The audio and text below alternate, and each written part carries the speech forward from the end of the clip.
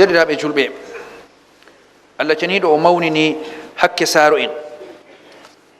o hawti o fondi hakke man bo be hakke maako, o woliti ɗum ha nokkure woore. Allah ceniɗo wolwanan jeeyaɓe maako nder hoore en man mumini en, wa abudullaha wala tushriku bihi shay'an, ndewe Allah ceniɗo e nden ka kawtanemo bo ko be ɗume, ɗuman wiyete hakke maako, kanko taggi feere maako e kanko mari feere maako, kanko riskata feere maako e nden kanko man o ndewemo noon feere maako, ta ndewe goɗɗum hawtade be maako, ɗum walana on gotel ko limtaɗo. Hakke maako ɓurata mawnugo dow kala hakkeji fuu, bana mboɗenga maako ɓurata mawnugo dow kala mboɗengaji fuu. E wa bil walidayni ihsanan, saaro en ɗiɗo ɓe bo mbo'inaneɓe bo'inki, pantine ha wo'inango ɓe, ngaɗe kempe ko mbawaton ha wo'inango saaro en mon ɗiɗo, ɓe laati ɗum ngal laawol muɗum garduɗon. Kamɓe bo ngal ɓiɓɓe adama kam mboɗenga maɓɓe ɓurata mboɗenga luttuɓe fuu ha dow ɓi adama garɗo ha lesdi. Enen herɗo tawen Allah o limti hakke maako, o ɗilɓitini be hakke saaro en man ɓe. To woodi no hakke goɗɗo ɓuranno hakke maɓɓe malla fondoto be hakke maɓɓe kam, Allah limtan no hakke ngaya man ɓaawo hakke muɗum, amma wala hakke tagaɗo o limti ɓaawo hakke maako sina hakke saaro en ɗiɗo. Allah ceniɗo o sappake e ɗume waɗi saaro en kam hakke muɗum mawɗum banni ha dow ɓiɗɗo, o wangini ɗum ko waɗi non man, kamɓe man ɓen wiyete sababu woodego ɓiɗɗo, kamɓe man ɓen wiyete laawol ngol Allah suɓi ɓiɗɗo man lardira annora, ɓiɗɗo man wara ha lesdi ɗo ɓe gal wuttudu laawol maɓɓe, e kamɓe man bo ɓe Allah waɗi suɓi kamɓe man ɓen jaggantomo ha wakkati wala marɗo haaje maako, wala marɗe haaje maako ngam tammortomo, wala marɗo haaje maako ngam miijotomo, wala marɗo haaje maako ngam woodi ɗum mari haaje ha maako, kanko on mari haaje ha yimɓe fuu, wala marɗo haaje ha maako. Allah waɗi saaro en man kamɓe cuklantomo ha wakkatiyel majum, kamɓe man ɓen cuklantomo, ɓe to'a ɓe giida be caɗele ɗuɗɗe her wakkatiyel majum, ngam man ɓe giidi ha laawol woodego maako man ɗo,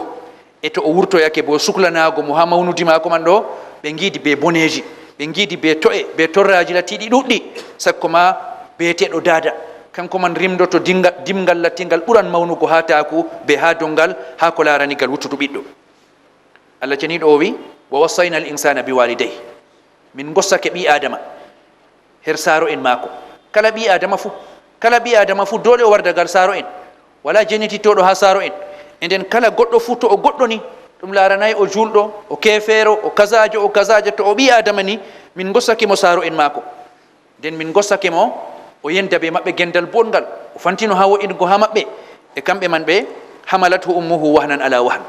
dadirawo maako reedi mo, kanko ɓi adama hidde ko o wara ha lesdi man ɗo, dadirawo maako reedi mo, e reedugo mo man bo fofani ɗum bone tampere dow tampere, kala nde reedu man yeho yeeso fuu tampere ɓesda ɗuɗgo, kala nde reedu man yeho yeeso fuu tampere ɓesda ɗuɗgo, e hawtade be noon man bo dada man ɗo yerdi tampere majum, ɗo yerdi tampere majum, ɗon yerdi pofanɗo mo tampere man lattiɗo ɓiɗɗo man o, iga o yiyaymo oɗo yiɗimo, iga o yiyaymo kala ko ɓe mbi torran ɓinguel man fuu o daytoto ɗum, ko ɗum ɓesdan tampere ha maako. Wa fisaluhu fi amayn,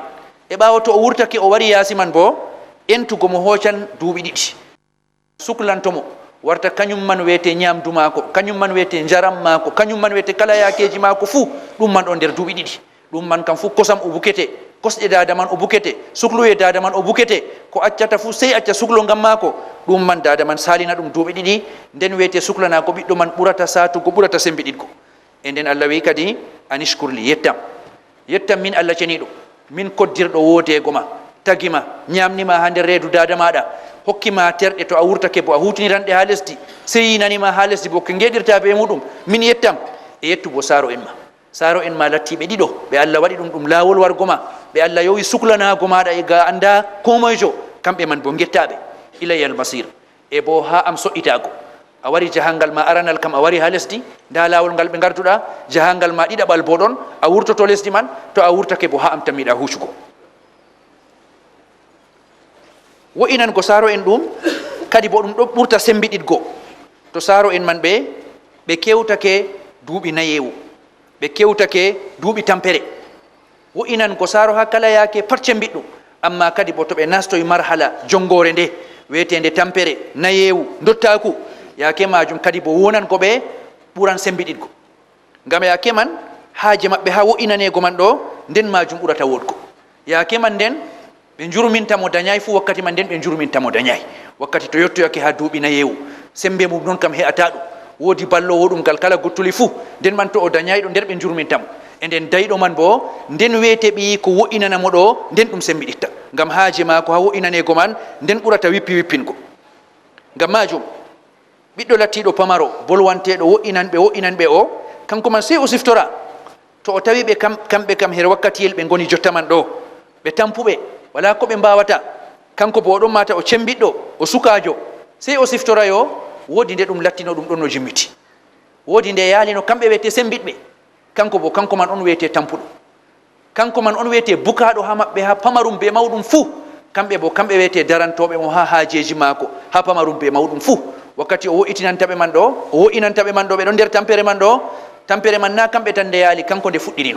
nde fuɗɗirino ɓe kuudi be maako be ko leɓotirta be yake tampere maako be ko leɓotirta be yake sembe maɓɓe e kanko bo wakkati yobgo waɗi kamɓe bo ɓe jaali wakkati tampere kanko bo o yottake wakkati sembe e woni dow maako o huuda be maɓɓe be ko leɓotirta be yake sembe maako ko leɓotirta bo yake tampere maɓɓe Allah ceniɗo wi imma yablunganna iddakal kibara ahaduhuma aw kilahuma to goto nder saaro en man ɓe o yottake duuɓi mangu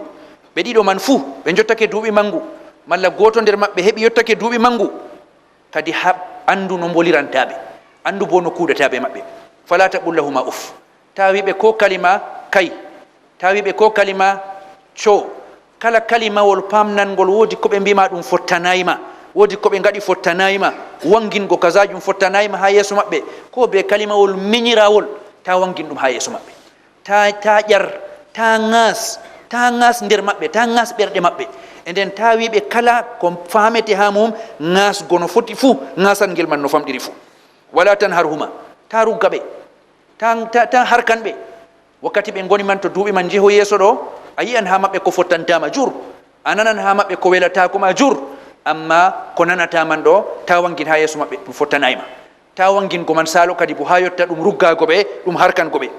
wa qullahuma qawlan karima wakkati ɓe mbi ko welatako maman ni an kam wiɓe konngol teddugol konngol kollangol hormingo konngol kollangol teddingo e an kam ngol kuudata ɓe maɓɓe her yakeyel majum wahfir lahuma janaha dhulli min arrahma e wakkati kuudata ɓe maɓɓe gal huwi bo ta hollu a cembiɗɗo ta hollu a bukaka ha maɓɓe her wakkati yel ɓe tampuɓe man a cembiɗɗo man ɗo ni lesnana ɓe mbangina tosku maɗa ha yeeso maɓɓe gartira hoore ma ba a wakkati a ɓinguel pamarel kamɓe man bo kamɓe wiyete mawɓe e nden kuudaɓe maɓɓe bannon waqul rabbi irhamhuma kama rabbayani sahiran to a yi ha maɓɓe ko welatakoma to a nani ha maɓɓe ko welatakoma ta sawɗum ha nder ɓernde ma rokana ɓe enɗam Allah ceniɗo rokana ɓe enɗam Allah ceniɗo an bo jalno ɗum aɗo waɗa jurko laskotoɓe aɗo wi'a jurko welatako ɓe amma ɓe andi pamara ko gonɗa a pamaro man ɗo ɓe ɗo kormini ɗum ngam man ɓe nangirtama be ko mbiyata ɓe nangirtama be ko kuwata ɓe ɗon muñanima ɗum welo ɓe wakkati feere mbiya ɓe jala e kamɓe bo ɓe garti duuɓi tampere an wiyete duuɓi sembiɗitki to woodi ko iga maɓɓe mangu fofi ɗum haala ɗum kuugal fuu lardu ha maɓɓe bana ɓe dardeteno wakkati an bo a pamaro woodi ko iwata no jur hama fottantaɓe amma ɓe banginta fottanayɓe majum ngam majum ɓiɗɗo o tefraɗo o ne'o hawtade be saaro en maako ha ko o wi'ata o nannataɓe sey boɗɗum noon ko ɓe nannimo boɗɗum woɗayi fuu kanko kam boɗɗum noon o nannata ɓe e ha ko o huwata o yinataɓe ha maako bo sey o lesniɗo sey bo o enɗowoɓe o jurminowoɓe ko ɓe gaɗi mo no halliri fuu kanko kam réponse maako kam sawa manaji ɗiɗo sawa manaji lesnago ha yeeso maɓɓe oɗo ba o ɓinguel pamarel ɓe mawɓe no man noon wala ko sañji ha majum ɗum hakke nga saaro en fuu ɗo kawti ha majum amma hakke dadirawo kadi bo ɓuran mawnugo dininta hakke babirawo ngam torra ka dada man yidata be sabida ɓinguel man ɗo ɓuran mawnugo e noon haaje dada man ha ɓinguel man bo ɓuran ɗuɗgo dada ɗum o debbo e debbo bo tum cuklante ɗum noon wakkati nder kaku mako be sembe mako ma o cuklante ɗum imma oɗon nder sungulla baba mako suklanimo imma oɗon nder sungulla gori ko suklanimo to o sottake ɗon ha ɗum woɗa kam o warta ha ɓiyi ko suklanimo e nden hakke dada ɗum kañum majum dada ɓuran bukego ha suklanego dininta baba ngam man annabijo alayhi salatu wasalam wiyata goɗɗo ni ƴamimo man ahakku nnasu bi husni sobati ya rasulallah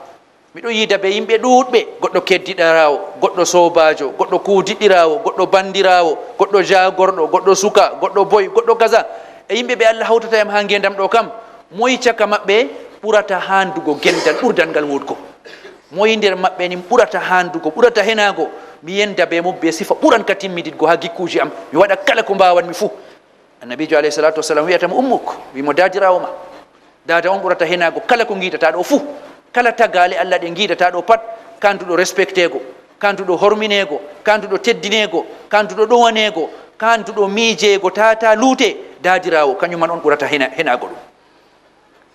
summa man wiyata ya rasulallah e to in itti dada bo moyi kadi bo annabijo alayhi salatu wassalam wimo ummo wimo dadama ha jotta dada man noon o lorti o ƴami tatabre bo e fahin moyi ɓawo ɗon annabijo wimo dadama marraji tati ha nayabre annabijo wimo ɓawo ɗon baba ma e nden kam ase dada kam wo'inane go'o ɗiɗi tati baba fuɗɗa heɓgo gotel dada wo'inane go'o ɗiɗi tati baba fuɗɗa heɓgo mboɗenga gota e kanjuman wiyete adila ko Allah ceniɗo dada jarɗo bone go'o ɗiɗi tati hidde ko baba heɓa gotel e ngam majum aljaza'u min jinsil amal yobrugo kam be deydey bana ko goɗɗo huwi yo kadi deɗiraɓe ɗum gewtuɗen ɗo ɗum pamarum masine ha gal ko larani wo'inango saaro en ha gal ko larani hakkeji maɓɓe wo'inango saaro en ɗum to goɗɗo wo'inani saaro mako kam alhaali man kam ɗum hunde maɓɓe o hokkiti ɓe na ɗum mboɗenga o waɗi ñamande nde o jabno o hokkiti nde e ɓurnal bo fuu o wawata o hokkita deydey fodde ko o jaɓi o hokkiti jusu yer ñamande majum saaro kañum kam wonata dole dow mako o yetta ɓiɗɗo man ma ɗum hunde mako ɓiyi ko man wartiranimo kanko arti wadgo mboɗenga majum e ɓiyi ko man ha hokkata man ɗo bo wawata hokka mo hakke mako ɓe ko fotata ɓe hakke mako amma be noon man fuu shari waɗi Allah ceniɗo o waɗi goɗɗo o wo'inana saaro man alhaali bo wo'inan ko saaro kam ɗum hokkugo hakke ko ha ɓe ɗon andi ɗum ko rewoɓe labbi ɗon andi ɗum ko ɓe tammoraki Allah ceniɗo andi ɗum ɓi adama lattiɗo boɗɗo ha ɓi adamaku mako kam saaro mako kam kañum man wiyete arano mo o idda ha muɗum ɗum kam marɓe hakkilo fuu ɗo potti dow majum nden ɗum hakke saaro amma be noon fuu Allah ceniɗo o waɗi dow man bo baraji ɗuɗɗo julɗo to o waɗoyi ɗum man ɗo na saaro tan o hudata o hudan be saaro kam amma ko ɓurata saaro bo ɗon huuda be Allah ceniɗo Allah man yoɓan mo ha suklanago mako saaro mako majum nder majum Allah ceniɗo o waɗi suklanago saaro ɗum ɗo wano saaro man ɗo ɗum sababu nastugo aljanna kuuɗe hayruɗe jawanten ɗo fuu mawɗum ko dina wiyata dow maji kam ɗe sababu nastugo aljanna julgo sababu nastugo aljanna zakka sababu nastugo aljanna jihadi sababu nastugo aljanna kuuɗe mawɗe ɗe colanten giɗɗen ha kuwen ɗo fuu haɗe lattoɗe saman aljanna e nden wo'inan go saaro man bo ɗum laawol gotol jasgol masine nder laabi jottinanɗi aljanna annabijo alayhi salatu wasalam o wi rugima anf man adraka abawayhi indal kibar ahaduhuma aw kilayhima falam yadkhul aljanna annabijo alayhi salatu wasalam ɓi adama Allah hokkimo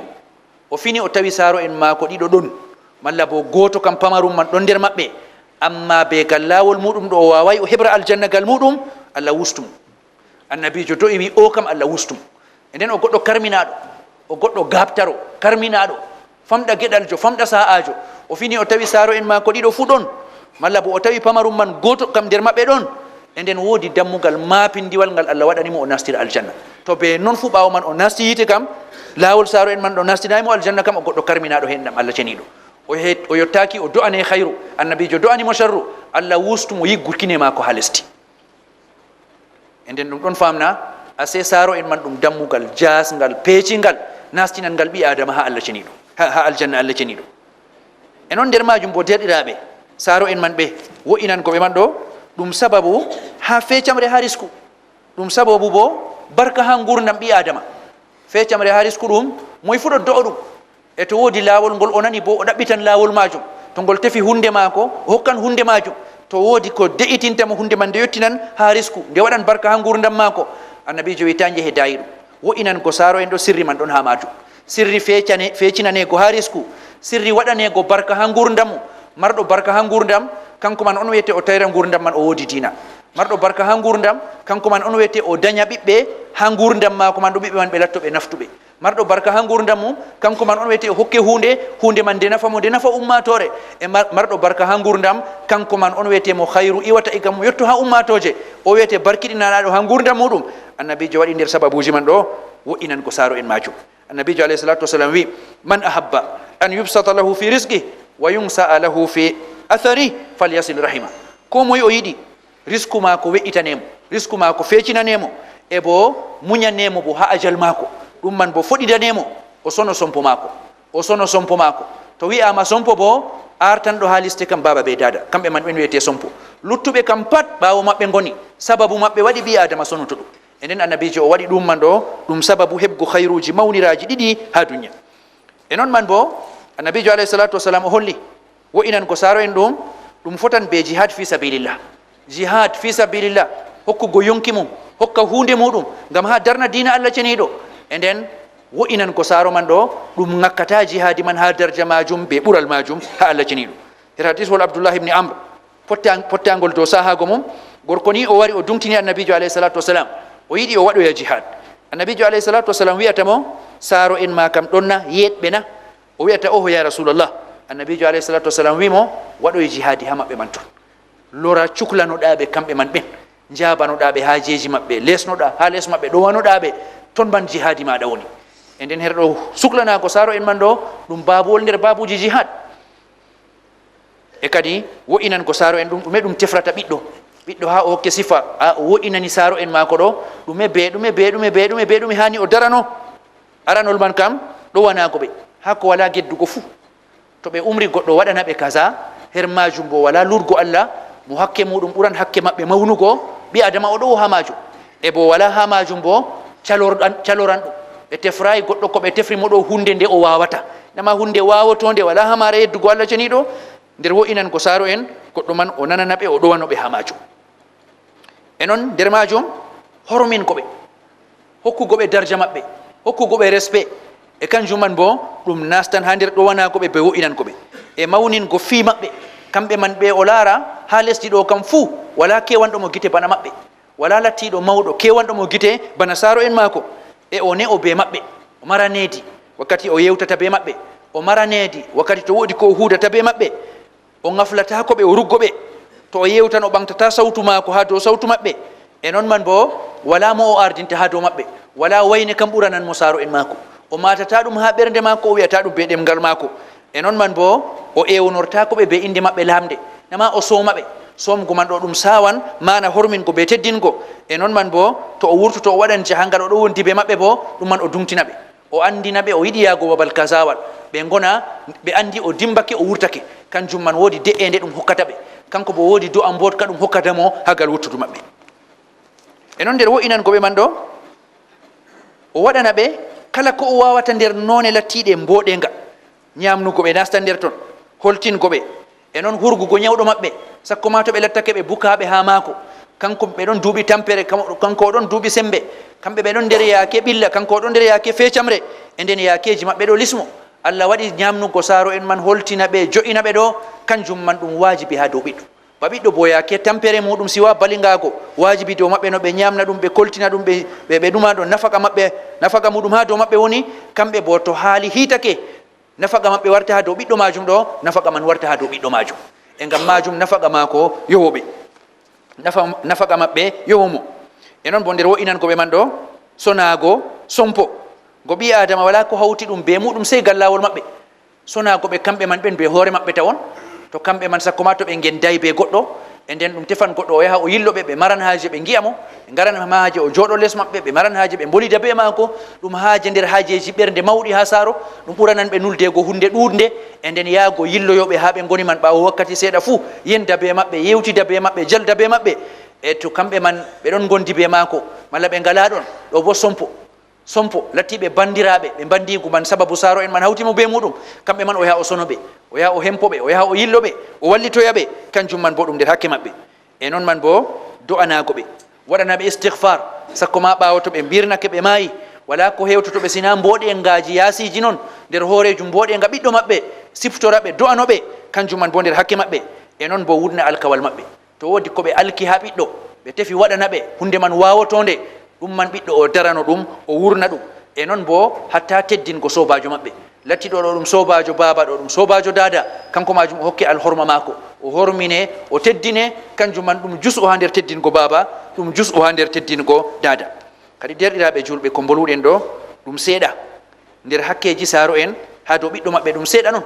Hakkeji saro en man kam keptidittako, mbawdatako. To kadi en darano hokkugo hakkeji man ngaɗen ɗum ngam ɗo wanago Allah ceniɗo ngam ɗo wanago nelaɗo Allah ceniɗo e bo ngam wo'inango bo'inanɗo en to ɓi adama lattiɗo timmitiɗɗo ha ɓi adamako kam tum gaɗanɗomo mboɗenga kam o haɓanan ha o yoɓa ɗum mboɗenga muɗum o wo'ina ha muɗum saaro en kam sina ɓe gona kamɓe man wiyete hoore en en daranto hakke maɓɓe ngam wo'inango bo'inanɗo en Allah ceniɗo o wi hal jazaul ihsani illa l ihsan woodi baraji wonanego bo sina wonanego to woodi bonanɗoma gaɗanɗoma boɗɗum woodi ko jobratamo an bo sina gaɗanamo boɗɗum man noon e nden yimɓe lattiɓe timmitiɗɓe kam noon wiyete sifaji maɓɓe e nden ngam majum derɗiraɓe hakke saaro man ɗo en godi siftinoreygo ɗum ha kala yakeji meɗen fuu saaro en man ɓe ɗon saaro en man ɓe ngala nder hakkeji maɓɓe ko ɓe ngala ɓiɗɗo o siftinorte hakke majum o du'anoɓe ɓe ngala ɗon man o sono sompo maɓɓe ɓe ngala ɗon man o siftinorte o siftora rammiɗiɗgo ko o waɗino hakkunde be maɓɓe yake ɓe ɗon o tuuba ha Allah ceniɗo o miccito o tuuba ɗo kam ɓe ngala ɗon e to ɓe ɗon bo siftinorgo man ɓuran marego haaje o woodi kala wakkati fuu o laarto no o huudata be maɓɓe to boɗɗum ma o ɓesda wo'ingo e to yahay ma o tuuba o yelditanoɓe o tuubana Allah ceniɗo o haɓa ha o wo'ina warta ɗum ɗon yehi to saaro en man ɓe mbo'inanama en keɓran be majum hayruji ɗuɗɗi en keɓran be majum barkaji ɗuɗɗi sakko ma lattiɗo ɓiɗɗo man dariɗo wo'inanan saaro en mako man ɗum kam ɗum annabijo alayhi salatu wassalam wi o woodi ina fecinanego ha risku mako o woodi ina barkiɗanenego ha gurdam mako e ɗiɗi man ɗi kam ɗi kawtanimo hayru dunya be hayru alakhira fuu e ngam majum Allah ceniɗo o fondu en o famnu en o waɗ en nder nananɓe haala ɓe tokko ko ɓurata wodgo ha haala man wallahu taala alam wa sallallahu wa sallama wa baraka ala nabihi muhammad wa ala alihi wa ashabihi ajmain